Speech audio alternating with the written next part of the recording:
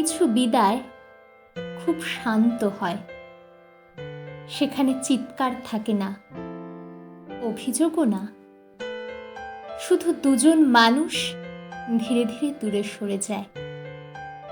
কেউ কাউকে দোষ দেয় না, তবু দূরত্বটা ঠিকই বেড়ে ওঠে। শেষবার তাকিয়েও কেউ কিছু বলে না, কারণ দুজনেই জানে ধরে রাখার ইচ্ছেটা আর আগের মতো নেই। এমন বিদায়ে চোখ ভেজে, কিন্তু কান্নার শব্দ বাইরে আসে না।